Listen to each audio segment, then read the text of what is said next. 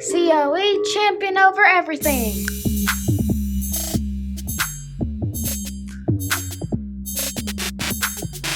Champion over everything.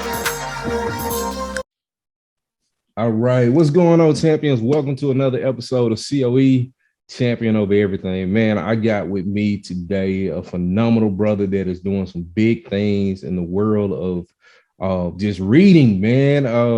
He has a number of awards that he came into last year with the Always Black Awards, and I'll get him to kind of speak to that a little bit later on. He is one of my frat brothers. This brother, man, he been making moves over the last year. Like, he been booked up because, man, we've been trying to do a show for the last year, but he been booked up. So, I'm glad that brother Jerid Woods, he's on the show. He's also known as Akili Nzuri. Did I say the last part right? Hey, that's how I say it, man. That's an interesting story too. I hope I remember to tell it, but that's how I say it. It's Kiswahili for a beautiful mind. Ah, man. Hey, that's awesome, man. He is man, this brother is known as what's called a bibliophile. And I only know one other brother who reads just as many books as Brother Woods, and that's my big brother. But a lot of my book recommendations that I post over the last year and some of the things I've read over the last year have been inspired by what you've been doing. Kind of tell y'all a little bit more about what he's done over the last year before I turn it over and let him share his champion story.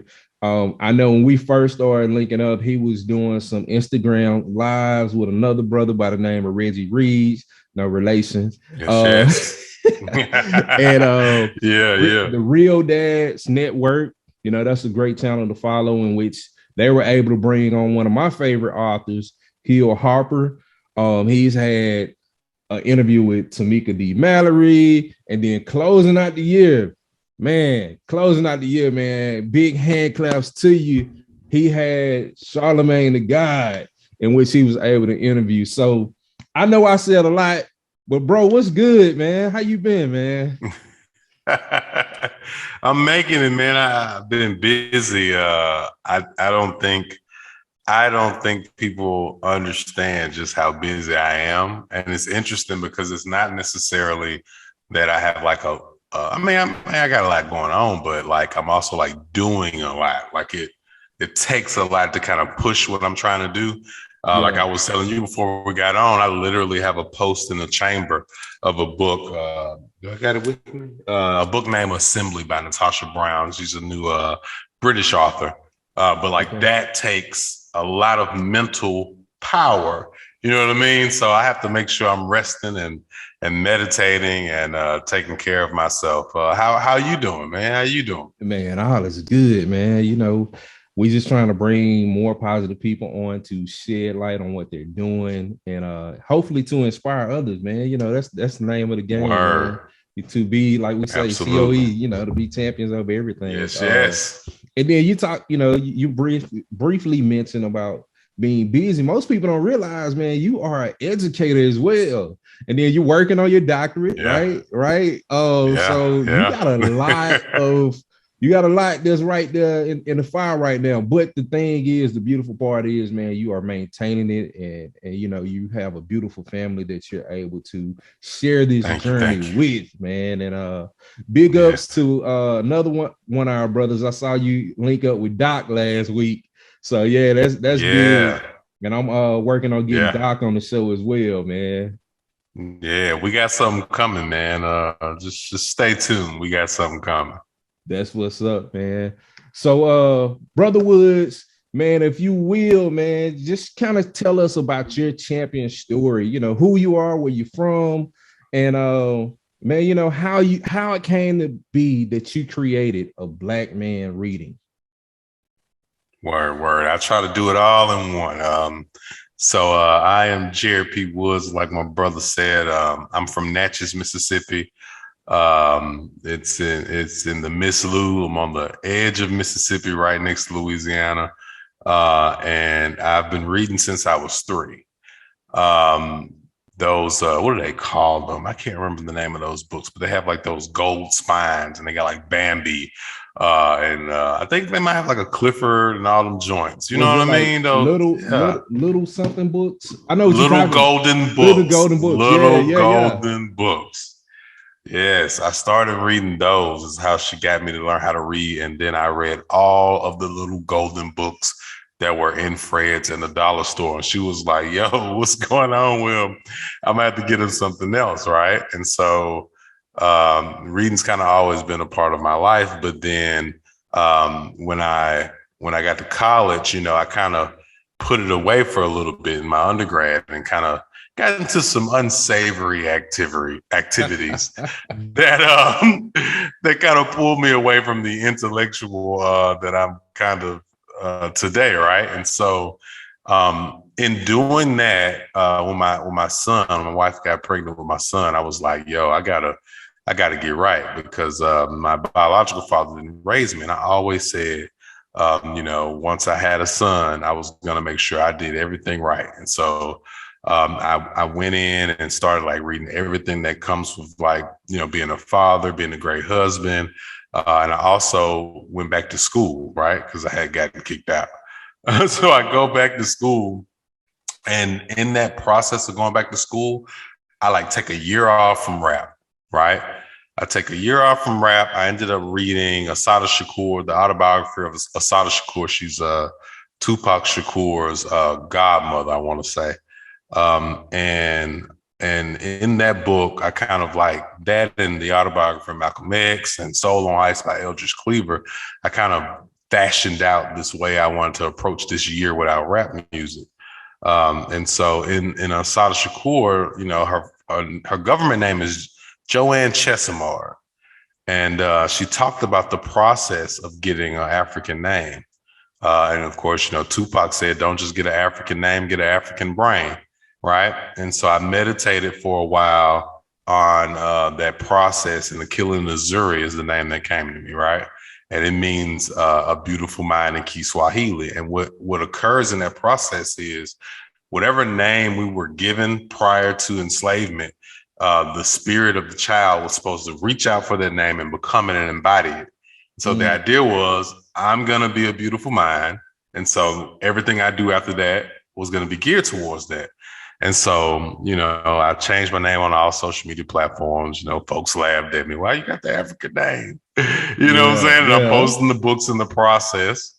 And folks are like, why is this brother posting books? And I was like, okay, well, I'll tell you what, I'll build a platform to literally encapsulate this whole process, right? And literally name it A Black Man Reading. Because we know Black folks is reading, but for some reason, everybody think we're not.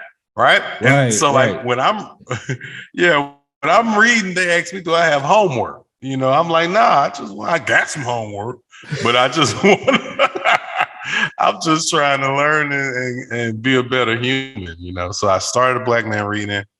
You know, it started out, like you said, me just kind of posting pictures of books, and then it ends up going into the IG lives. I've been on podcasts. I'm writing for a magazine, Black Vibe magazine now. It's just bloomed into something I never thought, you know, I never knew it could be all of this, you know, and it's steadily growing. You know, you mentioned Books Are Pop Culture that I do with Reggie. It's funny you said no relation, because before I got on, I said, I'm doing this thing with Reggie, but not that Reggie. With Reggie, you know what I'm saying? Right. I'm with my frat brother Reggie. She's like, oh, okay.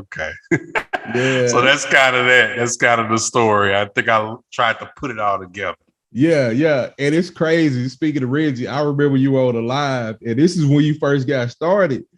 And I was kind of really trying to drive the podcast and start getting people on. And I remember you said on live, Reggie, now'll be a good time for us to get together.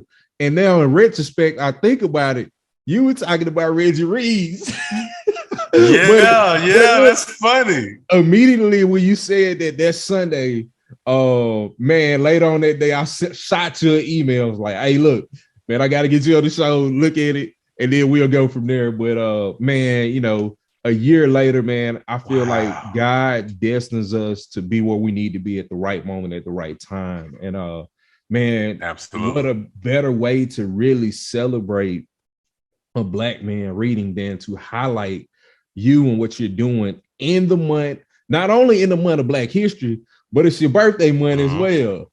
So yeah. man, you keep motivating, brother. And man, we definitely appreciate you for coming on the show. Champions, I hope y'all enjoying this week's episode of the COE podcast. But we got to take a quick break to acknowledge our sponsors. Aspire Pure, a premium ionized alkaline 9.5 pH plus water. That's a mouthful right there. That has a proprietary UV and ozone treatment to give you the smoothest and purest taste with every bottle. When I say smooth, I mean smoother than even me. So check out their website, www.aspirapura.com, and use the code COE10 to get 10% off your order. That's Aspire Pura. On the show, but I gotta ask you this, man. As far as stigma around African Americans, and the reading, we were always told if you want to keep something from a Black person, put it in a book. Man, what's your take on that? What's your take on that, brother? So, like earlier I said, Black folks are reading, right? But we might not necessarily be reading the right things in terms of that that phrase or that axiom or that idea, right? Mm-hmm. What I mean by that, I was talking to Reggie the other day, and I was telling him, I was like, you've read buku articles on the NBA, the NFL. It takes, that is reading, right? But in terms of that quote, man, when I took that time off, I mean, just look at what I've become, right? From reading those 3 books I mentioned, how many other brothers could kind of like pull themselves up out of whatever they find themselves in with the type of focus that Malcolm X displayed when he read until he literally lost his eyesight in prison. You know what I mean? Yeah. Like when I read that, I was like, yo, and I'm not reading enough. Yeah. And he read the dictionary from cover to cover and becomes one of the best orators of all time. I think that there is something to be said about that, right? And I often do question the whole, if you want to hide something from us, put it in the book, because we have written some of the greatest books of all time. Yeah. Right. Yeah. I'll question it from that. I'll critique that quote from that angle. You got Toni Morrison, James Baldwin, Gloria Naylor, Octavia Butler. I can go on and on with some of the people who literally created what we know as literature today, the people getting banned right now. I would challenge that quote. I would challenge that quote and say, if you want to hide something from white folk, put it in the book, because now they banning them. Yeah. You know what I'm saying? They don't want their babies. They don't want their babies learning critical race theory and critiquing the way that they've been moving in this world, right? So I would say that quote has some truth, and it also should be turned around on them when you're looking at the way contemporary America is right now. Got you, man. And then on the fun side of it, man, I know you're very passionate about reading, but we kind of share a lot in pop culture when it comes down to music. But man, you big on comic books as well. So, if I had to ask you, what's your favorite comic book series that's out there, man? A lot of people didn't like it, but I love Ta-Nehisi Coates' run with the Black Panther series. Yes, I have every single one of them. Longmire calling me now. I hope it ain't messing up my internet, but I have every single one of those. I'm a big Aquaman fan. Okay. Right? Yeah. New age Aquaman, not old school dorky Aquaman. Yeah. And what else I got in here? There was a Killmonger. There was a Killmonger series that came out about 2 years ago that I got the whole run of that I really enjoyed. But definitely, of course, Black Panther. Got you.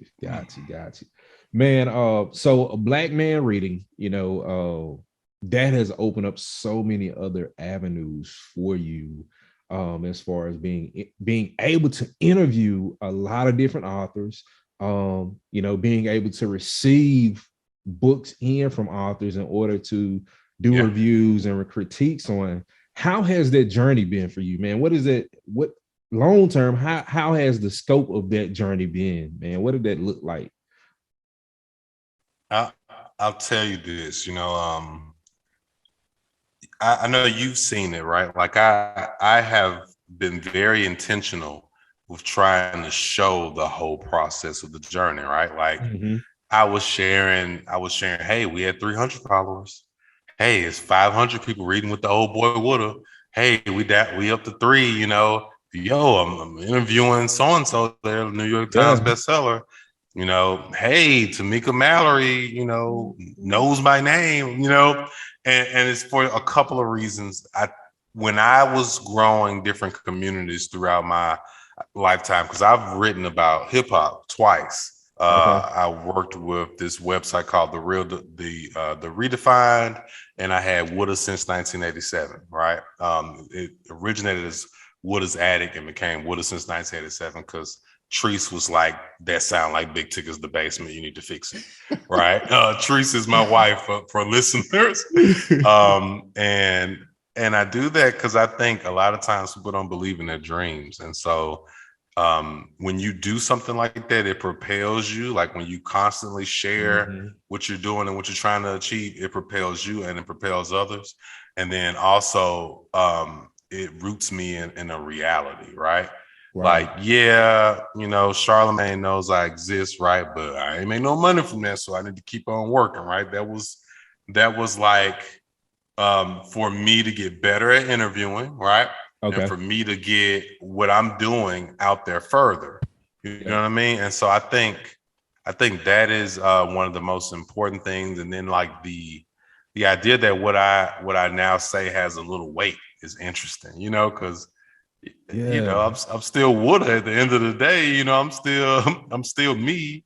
I was already doing this a lot in terms of reading anyway, but it's just interesting. Me and Shucky were in Books a Million, and he had on a Black Man Reading shirt, and the lady was like, "Yo, I follow that man." And then I walked up, I was like, I'm that man. That type of niche celebrity is hilarious to me. That's crazy though. So man. Yeah. So it's been great.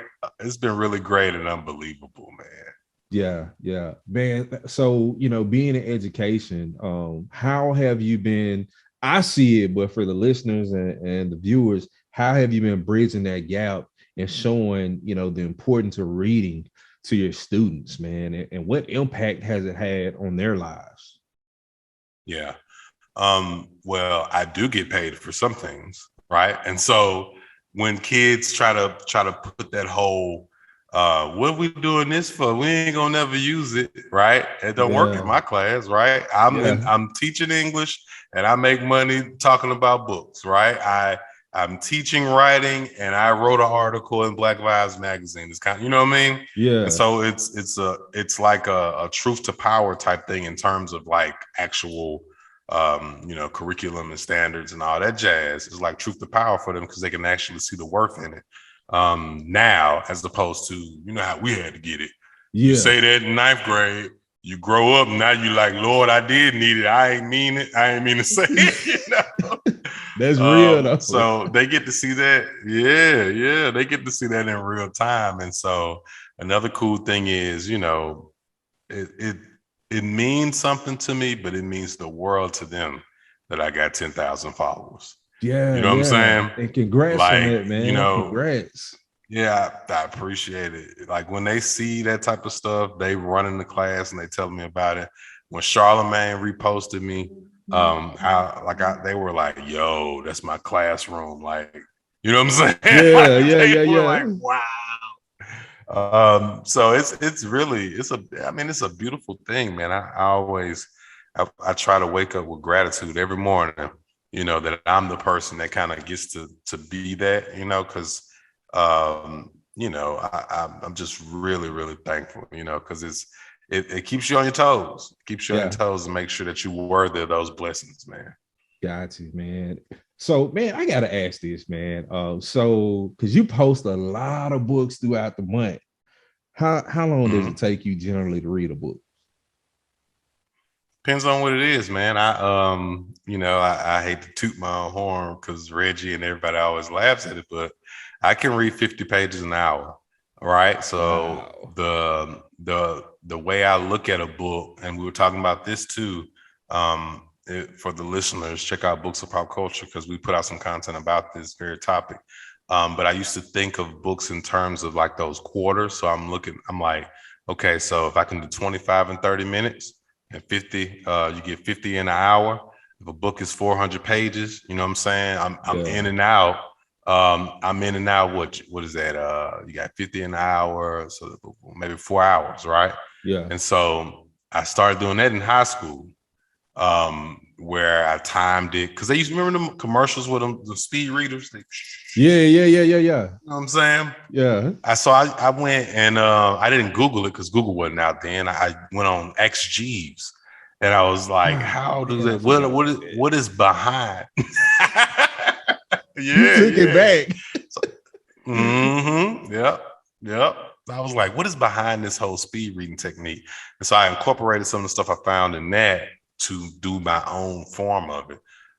So you're looking at about 4 hours per book. I'll say 6, with life, but about 6 hours. And when I say that, like a lot of times it's concentrated like that though. Like tonight, once Shucky sleep at around 8:30, she might hit the hay at 11. I might stay up till 2, and I'm just consuming. Yeah, or if I'm not doing it like the normal reading, I put on the audiobook and I'm on 2K. I'm getting smarter and the crossover getting meaner, you know what I'm saying? Yeah. Look, that was Smoking Charlie barbecue, 41 to eat. Yeah. 60127 1633. Take it. Smoking Charlie barbecue, 41 to eat. Smoking Charlie. So good. Come on now. So good. that was gonna actually be my Yeah. next question. As far as did you use a lot of audiobooks? Because I know for me, when I had that long commute, man, and was working off and about, that was the way I was consuming books because that time because by the time I got back out the road and got home, man, I was tired. I didn't want to read, but being in the car, being able to have that audio has been important. But the last year being back at home, man, I've been able to, my goal has been to try to read one book a month, at least one. And I've been reading Will Smith's book for the last 2 months. Yeah. Hey, that's just because of life. You need the audio for that though. You need to get the audio for that dog. Yeah, I might have to. For that. I might have to. It's amazing. He got like orchestras. It's a production, dog. Really? Yeah, you need to get the audio in your life. Man, I think people go ahead, brother. No, go ahead. I was just gonna say people trying to play people that do audiobooks, but this is my thing, right? Because the best time to do it is when you're driving. But like your mind, and this is why music can be dangerous, right? Your mind is subconsciously taking that in while you're driving. Your driving is like a meditative state. You know what I'm saying? And so you're really taking that in. And same thing happens with that music, and that's why I took that year off. Whatever you listen to the first 10 minutes of your day controls your day, and you become that, and so I started being real intentional with that, man. Audio books in the car, me and Shucky be on that. Yeah. Man, how old is Shucky? He's 10, he'll be 11, coming up on August, but he's 10 now. So how many books do you have Shucky reading within a month, man? We try to, with kids, we push and then we don't push too much type of thing, right? So he loves manga. So I would say maybe at least he probably running through 3 manga books easy, maybe even 5, and probably like 1 legit book, right, a month. But he eating that manga up. You gotta let kids read what they like.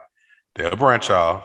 Let them read what they love. Yeah, my little girl, she just turned 10, and man, she's been big into My Hero Academia. Yeah, that's been a series that she's been introduced to just from her watching the anime.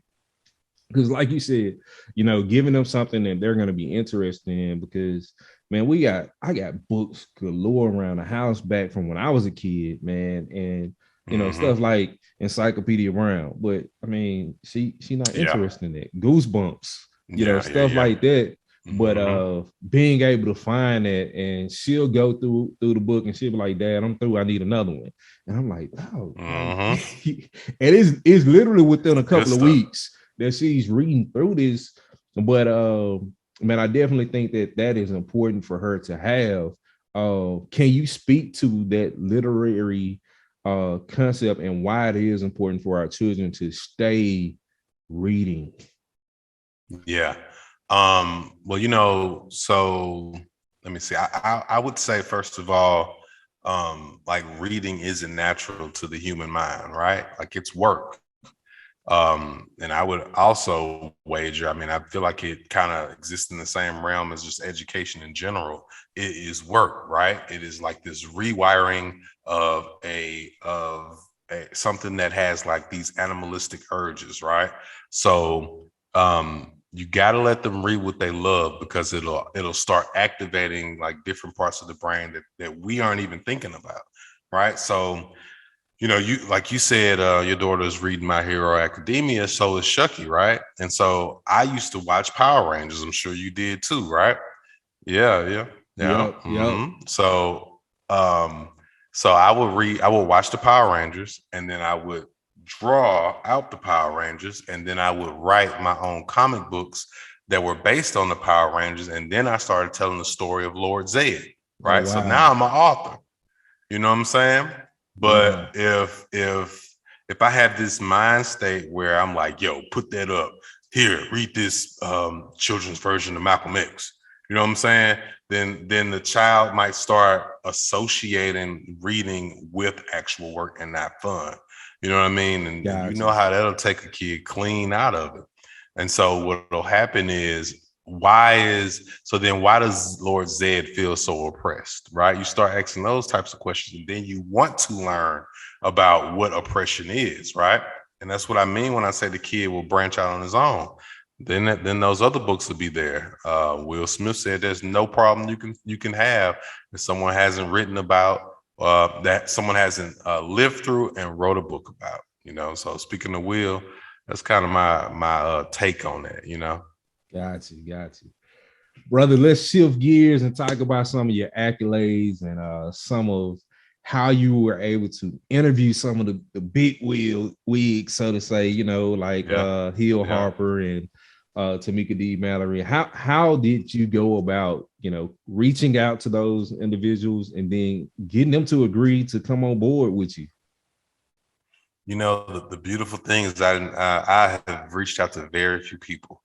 Right. I have been blessed to have cultivated an organic network of amazing people with a Black Man Reading, to where it's either these people are fans of my work, right? Or a fan of my work is this person's cousin, or a fan of my work just happens to be in a group with so-and-so, and they're like, yo, we were at church the other day and I showed Charlemagne the phone, and I was like, you should look at this, right? Now, that's not how I got Charlemagne, right? But I'm just saying, it's been that type of vibe, right? Yeah. So, for instance, with my work with Real Dads Network, the people in Real Dads Network did a lot of work with Hill. And, they were like, we were starting this book club. We feel like Hill Harper would be great. Would you like to interview Hill? I was like, of course. Right. Of course, I would love to interview Hill. Can I bring my kids? You know what I'm saying? Bring some students. Because because again, those few degrees of separation, growing up in Mississippi, we don't get to see a lot of these folks. And so we don't even think they're real. And when we meet them, we think they're unreal. We think like we make heroes of them when they're humans, and so I brought some students along with it, and it was great. But a lot of it's been like that. Tamika was a friend of a friend. And Tamika is under Charlemagne's imprint. So like as these people, it's almost like, so these people will follow, right? Because I was very intentional with building the brand. They'll follow, they'll share, other people see it, right? Then they follow, and they might comment under a post, and I might be like, yo, you follow me? Immediate follow back. What's up? I really enjoyed this. And I just start talking, right? Because now, I have a lot of people booked up. So I'll just start building a relationship. And when it's time, I might call in that favor of the relationship. But I've reached out to very few people. The process, though, for folks who are interested is generally like, find their email, email their publicist, or literally, if you got a good product, man, a DM. And a lot of those folks, who have like for instance, Charlemagne, it takes them a while. It might take them a while to respond back, but the email thing is going to be quicker if you're dealing with somebody with a lot of followers. And either they'll bounce back, or their publicist will hit you back, and they'll kind of tell you what they got, what they can do. And I think anything works. 15 minutes, 30 minutes, all 10 minutes, whatever. Up. Yeah. I mean, it's all adds up, son. And it shows others, man, that sense of community is so important, man. Just speaking to what you just mentioned. If you didn't have that community, if you didn't create that community, and it's one word that stood out, if you were not intentional in what you were doing based on your passion, man, it would never be. It would never be. So speaking of being intentional, we are in Black History Month. What are some recommendations, some book recommendations that you can give to our audience? Ooh, man. I think everyone should read Heavy by Kiese Layman from Jackson, Mississippi. I think people should read, the autobiography from Malcolm X, the autobiography from Assata Shakur, Angela Davis, The Parable of the Sower by Octavia Butler. That's sci-fi. And it looks a lot like what we are dealing with today. Like when you read it, you're going to be like, wow, she was being very prophetic. I can't remember when it was written, but it's written decades ago. Wow. There's a president that acts and moves a lot like our previous president. There's like this global thing that happens, right? And now we're in like a dystopian literary event. Anything Mark Lamont Hill, another good brother of Kappa Alpha Psi, doing the work. Abolition by Colin Kaepernick. That's over there on the floor right now. I'm looking at anything James Baldwin, anything Toni Morrison, and anything Tony K. Bambara. That's a name folks don't say enough. Gorilla My Love, The Salt Eaters. I guess that'll be enough.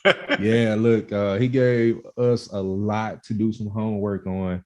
Man, I've been ordering my copy of Heavy since, was it summertime? I still had yeah. It's I got buku joints of it now. You do? Man, I gotta get one. Yeah. I gotta get one, man, because it's been on my list to get. And the crazy thing was, I first saw you talking about Heavy, and then my brother a couple of months ago, he said, man, you gotta read this book, man. I'm like, what is it? And he sent me the Amazon link. I was like, I already got it. And then I looked back, I said, no, I never placed the order for it. So I gotta get that one from you, man. I definitely do. Yeah. So February, we're talking about Black History, but it's your birthday month, man. So You do this cool thing called Woulda Week, and most people don't know why they call you Woulda. But you do what's called Woulda Week, in which break Woulda Week down. I ain't gonna even try to explain it. Break Woulda Week down. Yeah. So when I was doing a lot of those unsavory things during undergrad, before I got to undergrad, my homeboy gave me the nickname of Jay Woulda, right? And I have to tell you what it means, off the air, but basically just there was always the opportunity of me doing something, but I felt like I was so cool that I'd do the other thing, right? It's basically what it is. So it's like this guy would have done something, and my last name is Woods. And so when I got to USM, they had Q Delta Week. You have Kappa Week, you got all these weeks, right? Yeah. And I wasn't going to class, so I ain't have the GPA to pledge, so I couldn't really. I went to the week, but I wasn't in the week, right? And I knew all the people, and so I used to be like, you know what? It's Woulda Week, right? Like I'm gonna set it out, Sunday to Sunday, wherever I'm at, you need to be there, right? And I did that. I think every birthday. It took me probably 6 or 7 years to get that undergrad degree. Every birthday week. Yeah. Every birthday week, I set it out, man. And so, to the homies, I'm Woulda, right? And so, last year, me and my wife were talking, and we were like, I was like, I should do something like that, to kind of set it off. And we came up with the idea of literally interviewing someone every day that week, right? And that was transformative for a few reasons. I'm really big on organic, like building things organically. And so even putting Woulda in the forefront as something, as a part of me that exists, right, stops people from viewing that page and trying to project things on me, right? Like, you see a Black man reading, you might want to say, okay, well, this is how Black men should be, Well, I'm multifaceted. I've been a whole lot of different people in my life. Right. And Woulda is one of them. And so we're going to celebrate this old version of me with this new version, with the powers that this new version has. And so I interviewed all these folks, and those folks that I did on that first week, that is family, right? Yeah. I mean, they've been with me on a super dope level, and they spread their tentacles out and brought me more family. You know what I'm saying? And that was challenging. I reread everybody's book that week. I do that. I reread everybody's book that week. And I asked them, I'm going to go ahead and say it. I asked them the best questions they have had on the interview. They say it, you should check it out. Yeah. It's on YouTube, it's on my Instagram, but they say it on camera that they hadn't been asked stuff like that. And that comes from how meticulous I am in the reading process. So this time, February 20th, the week of February 20th, I'm going to do the same thing. Another cool thing I do that a lot of people I don't think recognize, that I'm really being intentional about, is on Wednesdays, I interview a music artist. So, that's an ode to Woulda since 1987, to the fact that I used to write about hip hop. Yeah. And so everything you're doing adds up to be everything that you will be, And so I guess that'll be a good way of, talking about Woulda Week. But we also got BAPC weekend attached to Woulda Week this year. So there'll be like big things coming from Woulda Week. And then on that weekend, we're going to see some huge things coming from BAPC and me and my brother Doc on my birthday. So just be on the lookout. That's what's up, man. It's crazy because when I was at USM, me and Doc, we used to take some political science class. And this is back when blogs was just like really taking off. Yeah. And we had talked about it then, like, man, we should do a blog together. And it never came to be. But man, that wasn't my lane. As much as I like writing in college, that wasn't really my lane. So we gonna do the podcast thing, and see how things go, man. Because I'm definitely loving what he's been doing lately, with his poetry and bringing everything back to the forefront of, the Doc I knew before he even pledged. So yeah. Man, beautiful journey, man, that you've been through, how you've been connecting the dots, how you've been growing things, how you've been inspiring people, man.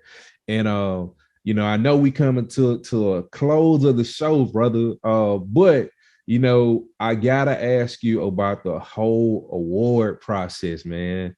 If you can speak to the awards that you were able to gain last year, man, and how that process came to be. And then, lastly, anything that I didn't ask, the floor is yours to share with the audience. So, I kind of, in that Black Bookstagram space, I kind of just keep my head down and just go type thing, right? And one of the people I met along the way is Cree Miles. She is like the Black ambassador for Penguin Random House. Before that, she was, Black Emily Dickinson on Instagram, and then she becomes Cree Miles, and then she becomes the Penguin Random House, ambassador of they're like she's working for them to reach out and kind of curate an African American or Black experience within the publishing house. And so I knew her through all of those phases, same way, right? So we're all kind of growing together and growing like our media footprint, I guess. And so, she reached out telling us about the awards and how it was going to work, and wanting us to be like judges on some of the other awards. And, of course, I couldn't judge on the ones I was nominated for. But then she informed us of the nomination process. And we just kind of put that out there. We're like, a few people nominated me for Bookstagram of the Year. A few people also nominated me for Book Review of the Year for The Prophets. I definitely think folks should read The Prophets. Beautiful queer love story set during not necessarily Jim Crow, the antebellum South in Vicksburg. And it is a mind-blowing book. But anyway, we got the nominations. I put that out there, and the people spoke, and I think, again, that is attributed to, there's this idea I have called There's Really a Wolf. I post it every day, hashtag TRAW, this idea of like everybody on earth, right, has the opportunity to either be the wolf or be sheep, right? And a lot of folks are just going to go with the flow, right? And before they know it, they get ate by the wolf that was always there, Mm-hmm. And so that's a part of the process of me showing the whole thing. Why wouldn't I? One of the artists I listen to now, LaRussell, they were asking him, how does he feel now that he's been on the Breakfast Club and this, right? He was like, they were like, do he really feel like, that he can actually achieve success? He was like, the way that I work, success is inevitable. You know what I mean? Like, why wouldn't I be Bookstagram of the Year? You saw What a Week. I interview an author every month. You know what I mean? Who has that type of dedication to the craft, right? Yeah. And I won, and my homegirl Crystal won for the 10,000 followers and up. And I love her, but I'm on her heels now because I got 10K too. You know what I mean? Yeah. And so, there's really a wolf. So hopefully my girl, I hope she listens to this. I hope you don't sheep. You hit sheep last week. Don't be a sheep, because don't get ate up. Yeah, man. But that's how we got to be on it, man. Another cool thing that Russell said in the interview, he was like, the dude was like, how the post that you make, how do you make a decision? It looks like you post a lot. What goes in that process? He said, if a person only posts once a month, that's 12 chances to change their life. He was like, I post every day. That's 365 chances to change my life. He said, then I post 7 times. That's 7,000 chances to change my life. Is that simple? The work, if the work is legit, it's going to speak for itself. And even if it don't, because we know sometimes awards don't go the right way. Kanye showed us that, when he was the Kanye we love, he showed us that sometimes it don't work, but that's okay because if you what is it? You shoot for the sky, at least you fall amongst the stars or something like that. Right. Yeah. That's what's up, man. So yeah, that was a beautiful experience. Beautiful experience. All right, man. Any other takeaways you want to leave with the audience, man? Well, hold on. Before you do that, when is the book coming? Because I know you got a book in you. You reading. I know you working on your degree. I know finishing that up. Yeah. When is the book coming, man? When is the book coming? Yeah, so I got a poetry book coming, right? Just stay tuned on that. That's way sooner than the novel. The novel I'm working on is that's my baby. I don't get which in interviewing these people, you got to steal time, Yeah. Toni Morrison has like this quote. She's like basically saying like nobody wants to hear your sorrow story. Everybody life poopy. Everybody got stuff going on. If you want to write, you better write. So I would say I hadn't had the time, but I've been stealing time and working on it. It's coming. It's coming. I'm trying to do something that I think folks in Mississippi, I want to make them as proud as KSA makes me when I read long division or heavy. So I'm working and, I'm hoping that I can put together a product that'll make some of these folks I interviewed proud, So I'm working on something, man. Maybe when I get the contract, I'll let everyone know. Gotcha. Well, look, man, I'm I'm in your corner, brother, rooting for you. I'm looking forward to when that day comes. So make sure you put me a signed copy to the side, man. Oh, of course. Well, yeah, of course. So, bro, we getting ready to close out. Any other thing you want to share with the audience before we do? I think one thing that this whole process has shown me is if you continue to like break barriers you set for yourself, every other thing that comes in front of you really gets easier, right? So I started off taking pictures of books. People were like, yo, man, like the stuff you saying under the books is hidden, maybe you should, look into writing, right? Which I already wanted to be a writer. It was like, maybe you should reach out and let them know how you feel about the book. Maybe talk to them. I was like, man, I ain't no interviewer. You know what I'm saying? Yeah. And, and then the Hill Harper thing kind of come, right? And I jumped. I was like, I'll try it. Yeah. If I suck it up, I suck it up. Let's go for it, right? And I do it. It was amazing. And then I think What a Week comes right after that. It's almost like, I know because you have a background in theology and whatnot. So like like sometimes God will shake you up, It will. And so Hill Harper was first, and then What a Week was next, and everybody is a heavy hitter, and I haven't faltered yet, So I thought I wasn't ready, but I was, right? Yeah. You do that. And so now you're comfortable on live. And so now you can do podcasts, right? You start your podcast. You've become familiar with the process, and now you get on other people's podcasts. You got a mic, I got a mic. I know what it takes, right? Right. And we have a Patreon now. I'm going to YouTube. I built a community of friends who already have a following on YouTube, and they give me pointers over there. Okay. And so I say all that to say, here we are now. And so everything, they say God moves in mysterious ways, but I pay attention to the circles she draws, right? It's one of my poems.